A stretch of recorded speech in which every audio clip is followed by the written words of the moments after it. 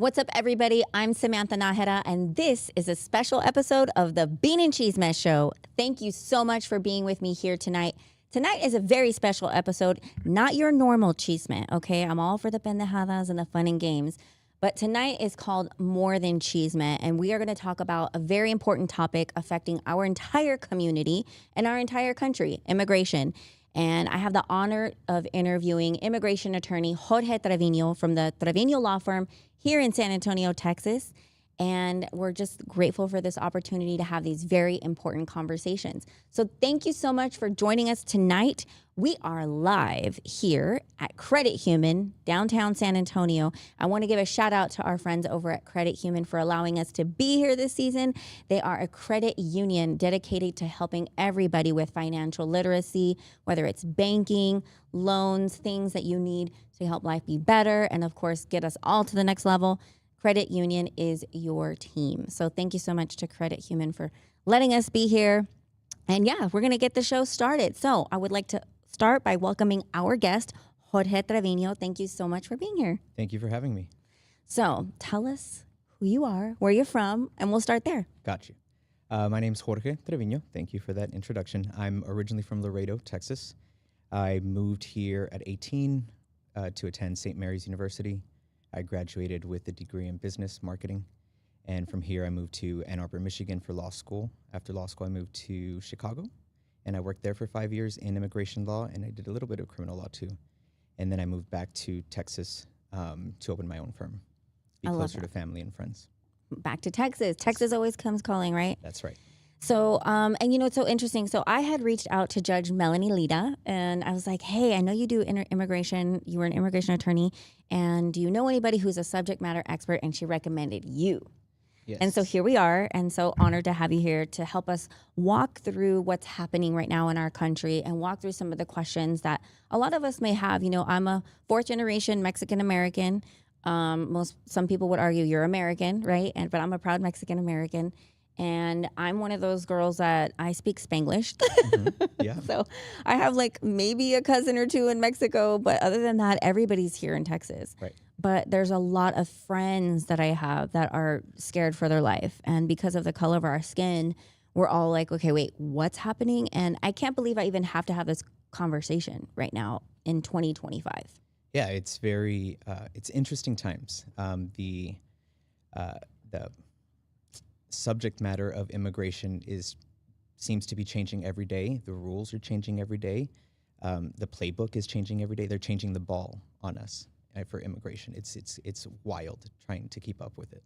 So what made you want to get in, like you could have been an attorney for anything, but why immigration? Well, I think my family is a big part of that. I come from a family of immigrants. Both my parents were born in Mexico. Both my parents, my mom and my dad, immigrated to the United States, and they both became lawyers. My mom was actually the first Mexican-born woman to graduate from Texas School of Law, and my dad earned his master's from A&M Kingsville and then his Juris Doctorate from Thurgood Marshall in Houston. They've always been warriors for justice. They've always fought for the man who can't fight for themselves. My dad was a founding member of La Raza Unida in Crystal City and has always had skin in the game for Latinos and the difficulties and the prejudices that we have. Yeah. But I think what really turned me into immigration law was in law school. My third year of law school, I took a clinic in immigration law because I didn't want to take a final. If you do a clinic, you don't take a final. So I did they gave me an immigration case, an actual case, and it was a boy from Guatemala who was seeking asylum here. He was 15 years old, and he just had the roughest life in Guatemala, and then his travel to the United States. We ended up winning that case, and that feeling that I had, and seeing the look on his face when the judge granted his application, and he knew that he was able to stay, and he was safe from all the harms that he had. That's the feeling. I said, I want that. I want to keep feeling that. I love that story. And we'll go into that quickly, but I wanted to say, did you know when you were little, looking at your parents and how they were warriors for justice and the things that they were doing, were you like, I'm going to do that already? Or it took a little bit of time before you knew? Oh no, I knew I always wanted to be a lawyer. I was 9 years old, being a file clerk at their office, So you already running knew. around, bothering all their secretaries and receptionists. Aw, But yeah, I love that. I know I always knew I was going to do that. So speaking of seeking asylum, and you guys, throughout this episode, I'm going to ask just very basic questions because I am that girl. I don't know anything about anything, but I'm a question. I'm very curious about things. So, and I'm sure people at home would appreciate some of the questions. So seeking asylum. I remember that being a topic last election. Not this one, but the one before that, being like, people are coming over here in droves and they're taking over and blah, blah, blah, blah, blah. That was the narrative. But when somebody seeks asylum, that means that they're escaping a country because there's violence and they're literally running for their lives. Like, can you walk us through what that means? Sure. Well, asylum is a legal benefit that people can request here in the United States. We are part of a convention that was signed in the 70s, and it allows refugees to come into the United States if they are fear home country. So for an asylum case, you need to fear persecution based on your race, your nationality, your religion, your political opinion, or because you're a member of a particular social group. If your fear is based on one of those or the persecution is based on one of those, you qualify for asylum. There are a few other elements you need to prove, but coming and asking for asylum is not illegal. It's not cheating the system. It is a law that is written which people can ask for. And I think that I think that's what the narrative was. These people that are coming in droves, yes, they were coming in droves, but they were seeking asylum. They were seeking safety and help. The right way. Got it. And so under this administration, are people still able to seek asylum anymore? Yes and no. Asylum is still in the books. It's still a law. But one of President Trump's executive orders changed hindered a lot of people's ability to ask for asylum. Typically, to ask for asylum, you need to ask for asylum within 1 year of entry into the United States. So if you entered undocumented, you have to apply within 1 year. Right now at the border, if you come to the border, they're rejecting everybody. They're just not allowing you. We don't care what you have going on. Correct. Sorry, you can't get in. Correct. And then the other thing that Trump did was extend the parameters for expedited removal. Expedited removal disqualifies you from going in front of an immigration judge and asking for asylum formally or properly. If you've been here for less than 2 years, you're under expedited removal. So that takes out the ability to ask for asylum properly. There's still some safeguards where you can ask, where you express fear and you'll have a credible fear interview with the asylum office. And if that's found credible, then you can go in front of an immigration judge, but it's just extra steps. And it's just made it a lot more difficult for people to seek asylum formally. Got it. And it's so interesting to me because I remember growing up that, border control has always been, it wasn't a big issue. And it wasn't until this last administration, the Trump administration, that it became a narrative of like, oh my gosh, fear-mongering, propaganda, like we're taking over, they're taking over, they're rapists, they're this. And, while I know there's violence in every category of this country, there's violence in every city, violence everywhere. Why do you feel like this in particular is the narrative right now? I think it's a narrative because it takes focus off of other things, like the lack of legislation being passed for healthcare or anything like that. I think it is, you keep the focus on this, and a huge portion of the country, Trump has tapped into a huge portion of the country that just doesn't want minorities here. They don't want other cultures to overcome or surpass the majority that they have. You keep the narrative on that, and you keep the focus on that, and you, I guess, hide the lack of progress in other aspects of the administration. Yeah, and it's so interesting because I remember it was like, they're coming for your jobs. Girl, ain't nobody wants your job. Nobody wants to get on that roof. Nobody wants to be cleaning the houses, hotel rooms, those nasty-ass beds and nasty-ass sheets. Nobody. So, like, I think the narratives just keep going and going and going, and it's just becoming ridiculous. And again, like, I'm not a left-right person, but now I'm becoming a human person. Yeah. I'm a human person. I am not a left or right but this is just wrong, like straight up wrong, in my opinion. And so now I'm trying to help educate us. Okay, what's happening? Wait, because I feel like things are changing so fast, so quickly. And it's like now this administration is just making up rules of their own that don't, are they constitutional or they're not? Correct. They're changing every day. we are learning something different. You show up to court and the government is presenting some different argument that is wild, and you just have to try to figure out how to hit that curveball. And right now, unfortunately, most of the times we're striking out because they're just not playing within the law. I'll give you an example. Last Friday, there was a memo that the Justice Department sent out to all government attorneys for immigration court, make the argument that nobody's eligible for bond, just nobody's eligible for bond. And if the judge gives bond, we're not going to let them pay the bond. So the few judges that are, not the few, there's a lot of judges that are still granting bond, but when the family goes to pay the bond at ICE, they're saying no, and the people remain detained. It's wild. That is crazy. And of course, the most important thing that's heartbreaking is the separation of the families. So I thought, again, naive to this talk, I don't know anything about anything, right? This is not my cup of tea. But I thought, well, there's a process, and they'll tell you, okay, if, ma'am, you're not in this country legally, I know you're working here, but you have 30 days to get it together, or not, and you have 30 days to get your stuff and get out, whatever it is. But I feel like the whole ripping of the family and separating the child. And then my thing is, too, what do you think is going to happen with these kids? What do you think is going to happen with these kids? We're already fucked up in America as Americans. So imagine these little kids coming to another country, possibly not speaking the language, being separated from their parents. You think they're going to contribute to society? No, they're going to be criminals themselves. That's what I think. What do you think? Yeah, no, it's traumatic, and it can have lifelong consequences for the entire family. There was a situation when all of this first started. They deported a kid in Arizona who had stage 4 cancer, and he was actually a U.S. citizen because they deported his parents. They deported him too, and then it has lifelong consequences for everybody involved.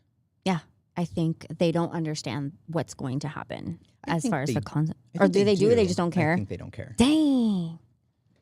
So, question, and to all of those who are tuning in right now, thank you so much for joining us. We are interviewing immigration attorney and subject matter expert Jorge Trevino from the Trevino Law Firm, and we are walking through immigration, you guys. This is a hot topic, especially affecting the community and the community that watches the Bean and Chisme show, which is predominantly Mexican Americans here in Texas. But we got fans all over the country, all over the world. Thank you for watching, and so just wanted to reintroduce. So I know one of the terminology that I wasn't aware of. What is it called when your parents come here from another country, but you're born here?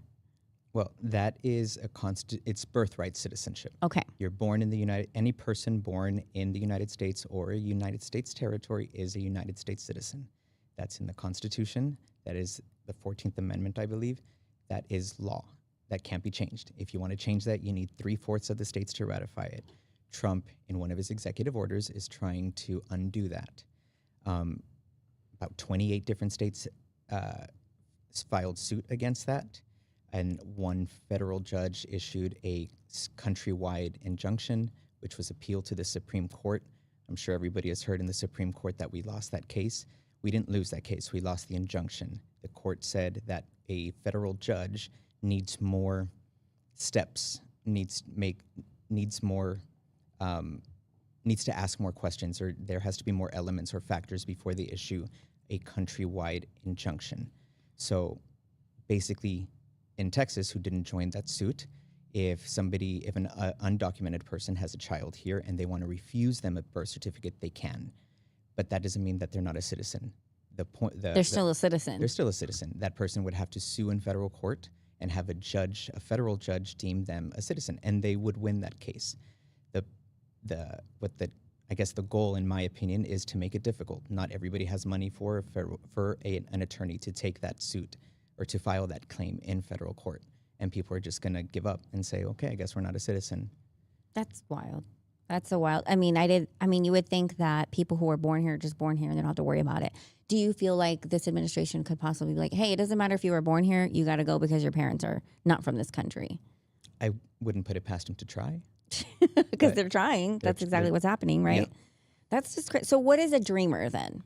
A dreamer is a childhood arrival, somebody who entered the United States before the age of 15 that were brought by their parents by no fault of their own.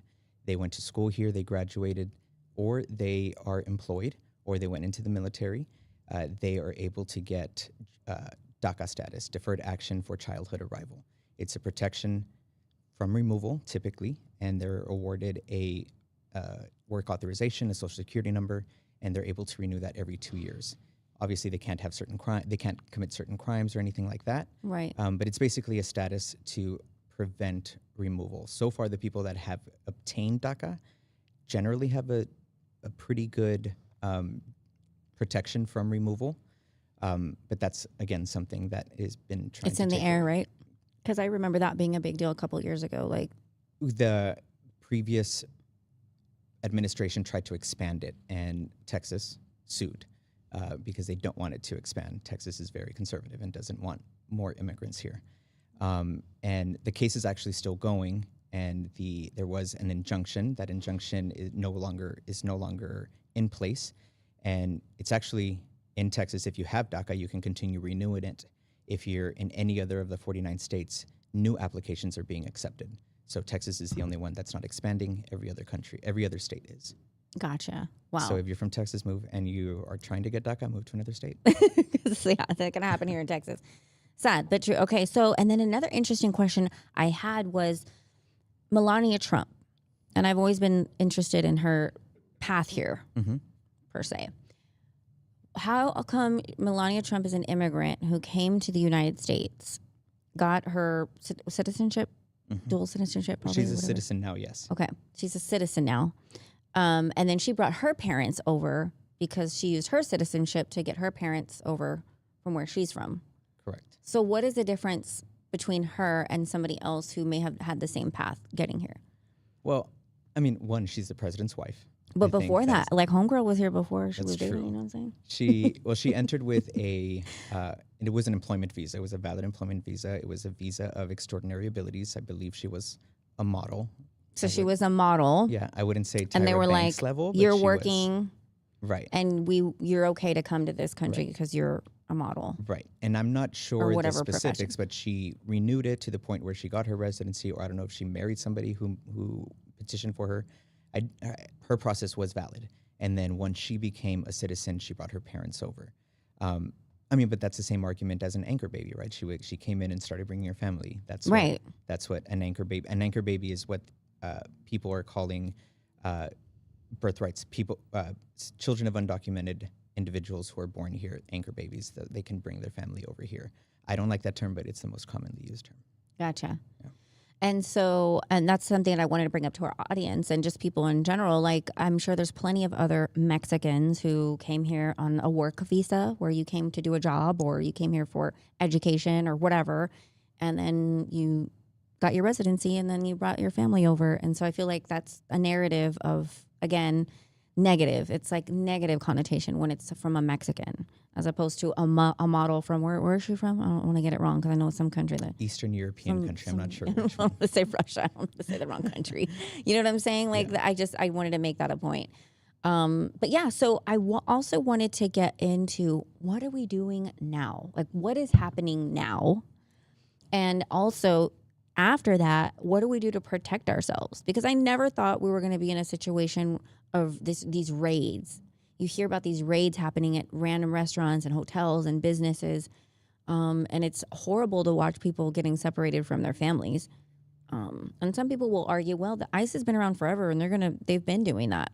But now it's more glorified. So why is it a big deal now? And I'm like, no, because like you said, they'll show up to court for their case, whatever, and they'll still be denied or like taken right then and there without warning. Right. Well, I think it's important to talk about how immigration law works. Immigration is an administrative law. It's not a criminal law.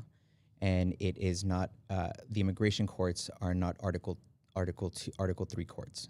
They are, the directives, the policies are established by the administration. So they change with every presidency, right? So the previous administration had their priorities. Their priorities were people with criminal convictions or people who had multiple violations of immigration law. This administration has no priority. Everybody's a priority. Anybody and everybody who does not have documentation, whether you've been here for 20 years and married to a U.S. citizen and have 6 citizen kids, property owner, business owner. It don't matter. It doesn't matter. We're going after you. Dang. And the narrative at the beginning was we're going after criminals. They weren't getting enough criminals, so now they're going after everybody. So that's the problem that we are seeing ourselves in, where the previous administration had these policies where they started offering deferred. They were closing cases for people that were in immigration proceedings. They would say, you're not a priority. It doesn't help us to remove you. It doesn't benefit us. We're just going to close the case. You're not getting any status, but you can remain in the United States. Okay. This administration is going back after all those people that those proceedings were closed to bring them back and try to remove them. People who are reporting, so like people who entered with the CBP-1 program. The previous administration had this program. It's called CBP-1, which was made or put in place to counteract all these arguments that all these people are coming and they're coming in droves. Well, they made the system where you apply for it in your country. When your number's up, you can come in. And you don't come in and you gain status. You come in and here's your court date. And you can ask for asylum. And if you don't win, then you're going to be deported back. So they did it the right way. Okay. And then this administration cancels that program. Everybody who's in that program is now reporting to their ICE check-ins because they were released, right? So they go check in, they're detaining them. And now they're arrested, and now they have to fight the case in while they're detained. Most people are just giving up because they don't want to be detained. This is wild. I think we're going to say wild a lot. Wild. I say wild a lot. No, we are. I say it too. Yeah, because today I was like, I get my mind blown every day of what's happening. So why, and then there's another question I have, and it's an obvious answer, but I still want it to be answered. Italians, Germans, Asians, Indians, why Mexicans? Like, why particularly the Hispanic population is being targeted? Because this is a country of immigrants. We are a country, it's a blend of people from all around, and that's what makes us so beautiful. What is it? Home of the brave, land of the free. Mm-hmm. That was like, we were so proud of that. We used to be so proud of that. And now it's just such a horrible thing to be like, oh, you're not Mexican, you're not Mexican American. It's this whole narrative of like just the Mexican. Like there's Italians that have come over here and established businesses and they have beautiful families and generations of beautiful history. And like, why is it us? Right. I don't know. I mean, I think this is my opinion. I think these laws are racist. I think and the people who are putting into action all these policies are racist people. I think this white male demographic sees this white Christian demographic, right, sees the growing population of mixed culture, of Hispanic culture, and I don't think they want to lose their majority, because when they lose their majority, they lose their power. And I don't think they want to lose their power.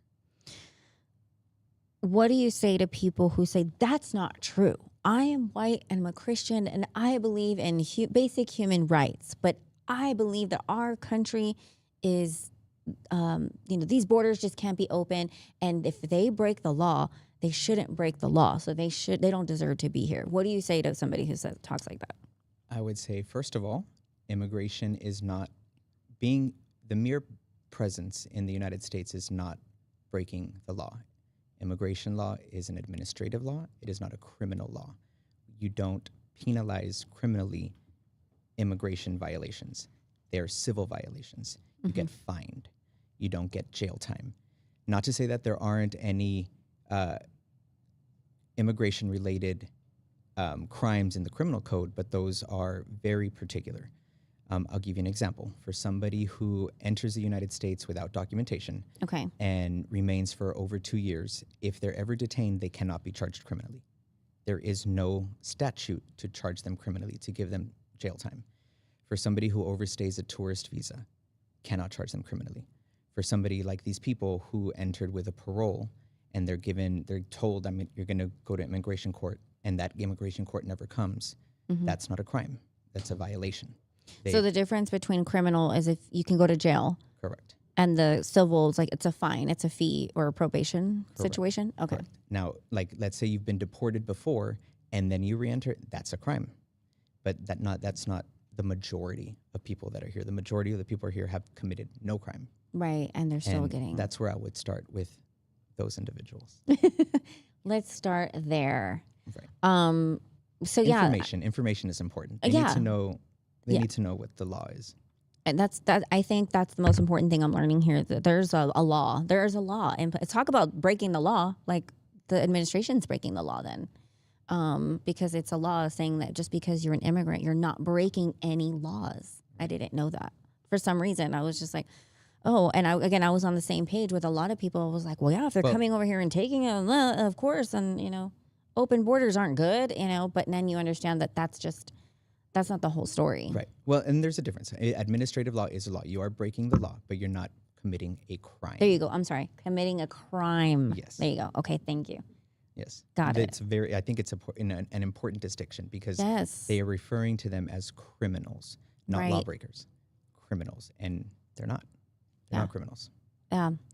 So now with these raids going on and people being deported, what happens next? What do you do? What is your role? And are you representing people? What kind of people are you representing, and what kind of work are you doing? My focus is on removal defense and affirmative applications, family applications.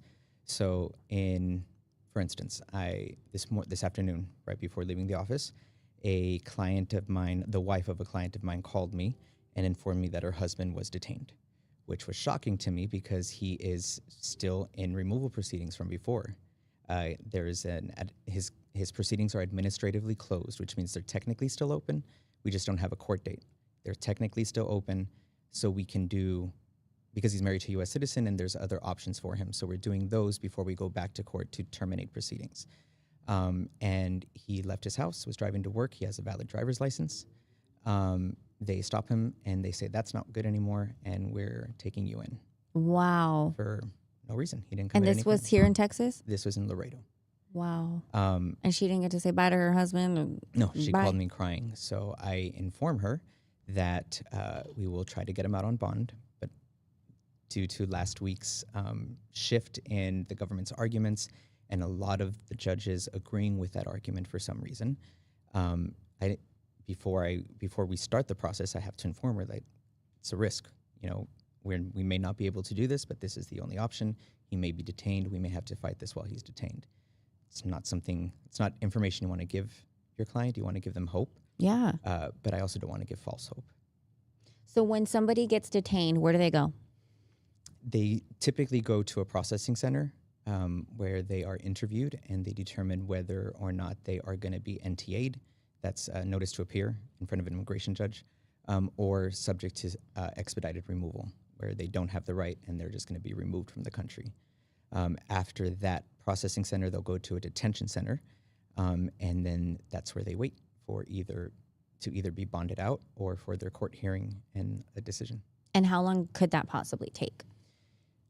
Right now, since these raids started, there's this alligator Alcatraz in Florida that is not letting the individuals who are detained there even see their attorneys or talk to their attorneys over the phone. What? Yeah. So how do you even get help, or how do you? That's one of the curveballs we're trying to figure out how to hit. Wow. But here in Texas, for the most part, you can. But there's so many people detained now. There's typically you can call and request a phone call in the morning and talk to them in the afternoon. Now it's weeks in advance, and with the court, it makes it difficult. This just happened to me yesterday. I had some individual trials for people who were detained that were scheduled in November. Yesterday, I got notice that they were advanced to August 5th, giving me maybe 2 weeks to prepare. So, and these were back of my mind because I didn't have. There's other cases that I prioritize right now because they're active. And now I have 2 weeks to schedule calls, prepare them for trial, file evidence, and it's hard. So it's almost like they're setting you up to fail. Absolutely. To make sure that they stay detained or deported. Correct. Wow, this is today we are learning so much today. just kind of switching gears a little bit. Again, thank you so much for watching, you guys. On this episode of More Than Chisme, we're talking about hot topic immigration with immigration attorney Jorge Trevino. We're so honored to have him here to ask these kind of questions. But we want to ask you questions out in the audience. If anybody has questions, our team here is just going to shout them out. And if you have a very important question that you've been dying to ask an immigration attorney, don't bill me for this, okay? But we have time for a couple questions. So if y'all want to just like spout it out to me, but we'll continue on until they get some questions in. But so something I wanted to bring up was the whole racism topic. What I don't understand is when people are racist against their own kind. And that's very particularly popular in Texas. It's very much like those Mexicans and the ones there. I'm like, girl, you know, your skin is brown, right? Right. Like, you know, your mom's name is Socorro and Guadalupe, and your last name is Torres. Hernandez. Yeah. so I don't understand. What does that even call? Heritage, where you come from. Or that's what this article said. So I don't know if it's some sort of entitlement, some sort of we're better than you because America has this idea that we're the best country. I've been to other countries; they're just as great. But I don't know. I think it's this idea that you become an American and you're better, and these two generations removed, you forget or don't even think about what your grandparents went through, the sacrifices they did to get here, or what they gave up. Right, and I don't understand it. And you know, growing up, this is so horrible. But you know, with within my own Mexican family, they would say racist things that I didn't understand until I was an adult. So they would say mayate. Mayate means like a wet person, right? Or wetback is what we use. But that's like now that I think, I'm like, that's horrible. Yeah. Or like calling black person a mayate, like they're probably gonna bleep me out on Facebook or something, but. Like, that is horrible. And I'm like, how could you be like that towards your own people or like anybody in general? Just calling them anything is awful. Yeah. I think our generation is now clicking to how bad that was and how bad it is. Right. I think it's this idea of disassociating with something that's, I don't know, this idea that it's less than, or this idea that that culture, that country is less than what we are now, or poorer, or dirtier. Right. I'm Mexican, but I'm not that Mexican. Right, what?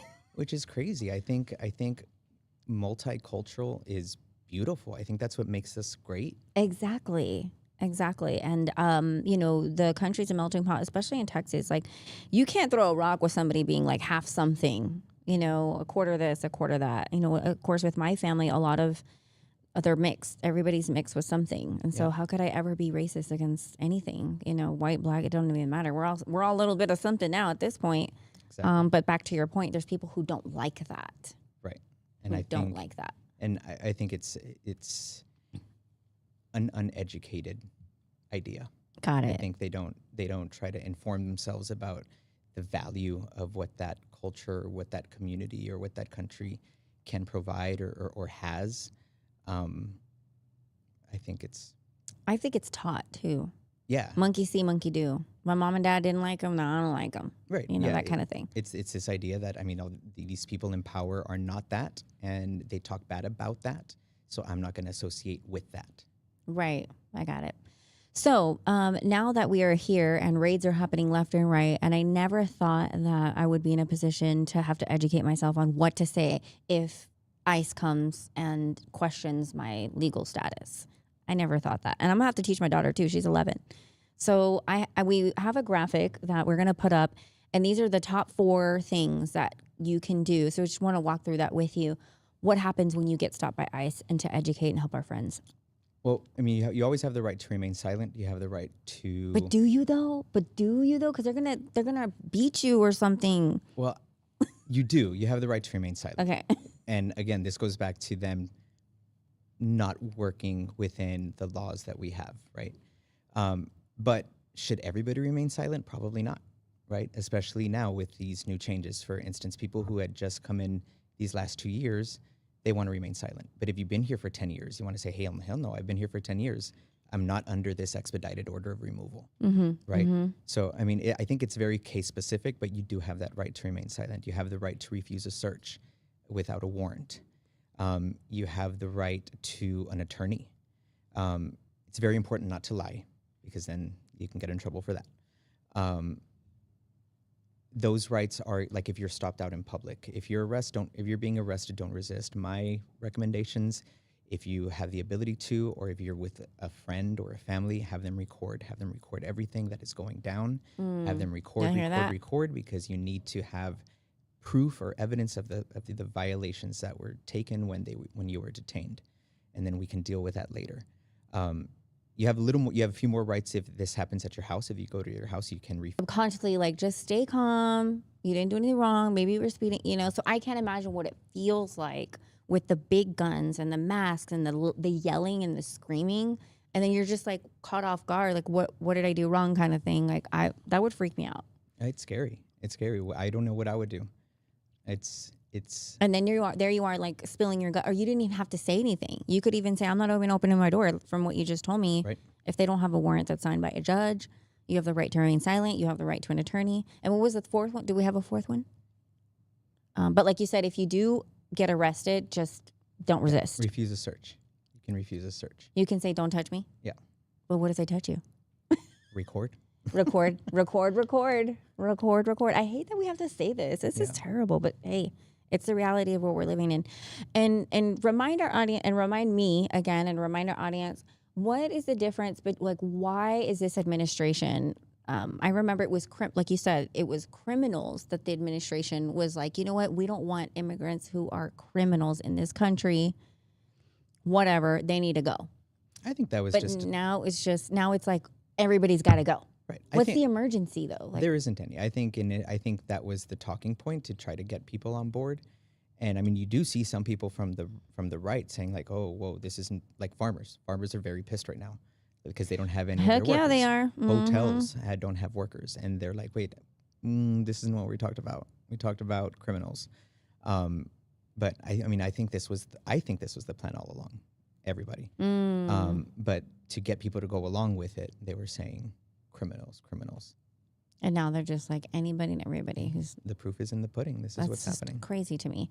Do you feel like eventually this will get... Do you feel like there's any hope? Will it get better? I don't know. And that's the thing, is I tell people, this is who you voted for. This is who you voted for. And I would like to say it's fair. I want to just believe in our system here in the United States, that because I believed in it when Biden won. So when Trump won, I'm like, okay. Yep. It was fair when he won. It's going to be fair when Trump wins. And this is who you voted for. Like, this is what we're going to... Like, when is this going to end? 4 years? Can you imagine? It's only been 7 months? Dude, okay. And that's what I'm saying. Like, he just inaugurated in January? Yeah. And he didn't start until the end of January. So let's say February. It's crazy. I don't know. I have no expectation or belief that this guy has any plans to make a pathway for anybody. So next administration, and hopefully they try to correct the wrongs that were done in this administration. 2 days ago, there is a bipartisan bill that was proposed. It's called the Dignity Act. It's anybody who's been here for more than 5 years can pay a penalty of $7,000 over the next 7 years, and then commit 1% of their yearly earnings to the United States Treasury. Can get. Let's talk about bond first. Okay.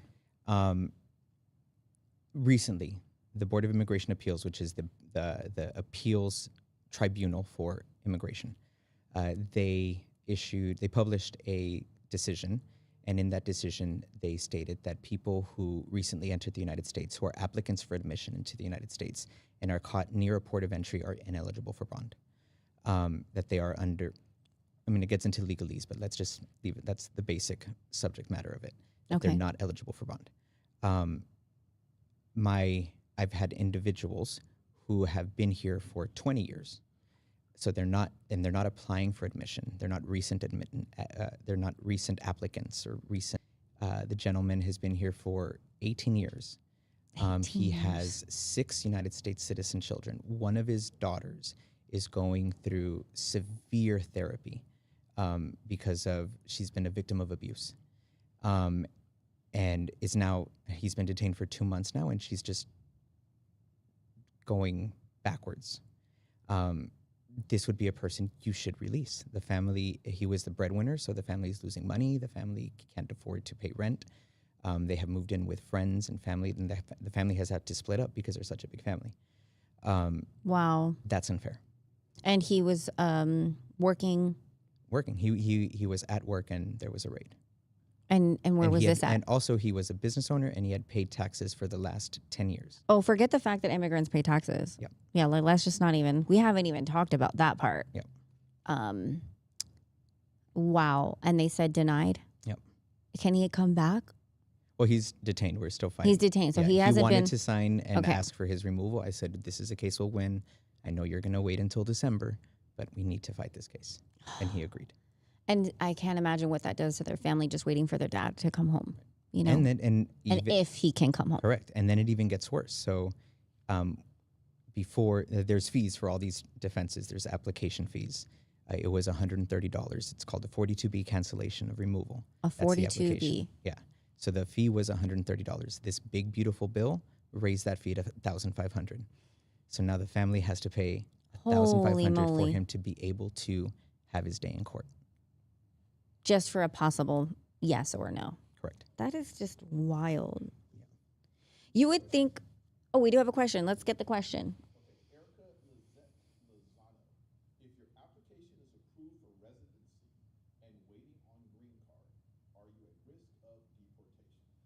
So Erica is asking if your application is approved for residency, but you're waiting on your green card.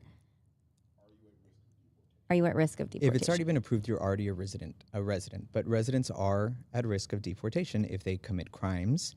If they, it's not a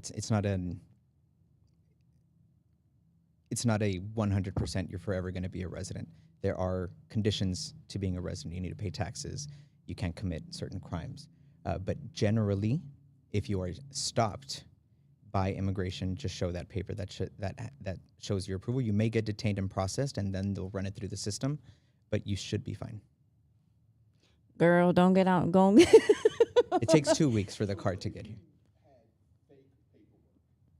Okay. Fake paperwork.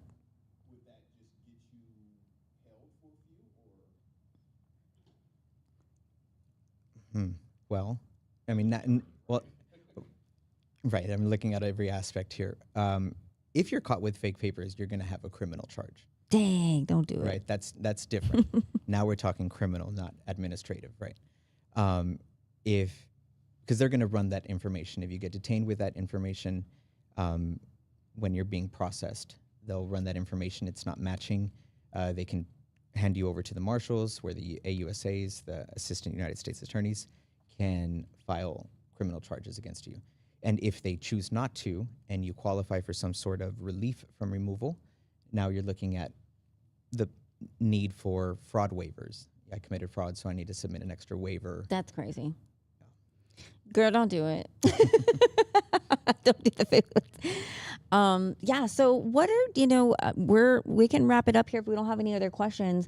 But what are some tips? Just like basic tips. Not. Maybe their visas have expired, residencies expired, who don't have enough money to pay for, think that they don't have enough money to pay for an attorney. Like what? Ooh, good question. Would you give them? So, I know a lot of people might feel like, hey, I don't have the funds, I can't do anything. So, Where do I go? Yeah, and repeat the question if you. Yes.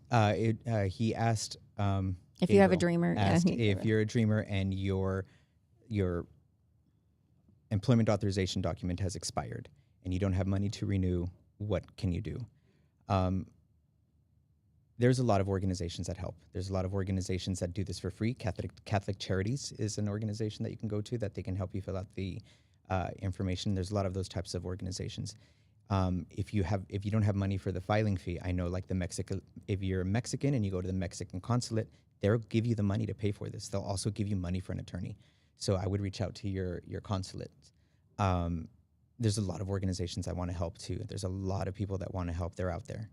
Got to find them. So yeah, so find the help, and if we have any links, maybe I'll ask you for some links that we could possibly share. I'll definitely share those resources as well. Sure. Yeah. So anything else that you feel like we need to know right now? I know there's a lot, and I know it's changing every day. But anything else before we wrap up? Any other questions? I know we could go on forever. Right. Oh, we can. I think it's important to know that. I mean, I think it's important to know that the laws haven't changed. I think so the laws that were around 20 years ago are still the laws today. Immigration is not a law that changes easily. There hasn't been an immigration reform for over 25 years. So if you qualify for something, go for it. You will be protected if you're working with an immigration attorney. We will do everything we can to protect you. Don't let this fear-mongering prevent you from going after what you have a right to go after. There you go. All right. Well, thank you so much, you guys. Thank you for tuning in. Thank you, Jorge Trevino, so much for your expertise. We are so appreciative because this has just been something burning in my heart and our minds right now. I know I'm that way, and I know a lot of other people feel the same way. So this has been very informative, very helpful. Follow him on all platforms. Of course, we're leaving his phone number, his website. You can call Jorge. Is there any? Do you have lots of secretaries on standby, or what is the best way for people to reach you? Just to call? Yes, you can call, or you can also text that number, and we'll you can text the number. Okay, perfect. So yeah, definitely share the information with a friend who you also feel could use help from an attorney. And of course, there's going to be resources we'll share to also get you that stuff that if you can afford an attorney, this is what you can do. So that is it for our More Than Chisme episode. Thank you so much, everybody, for tuning in tonight, and we'll see you next time.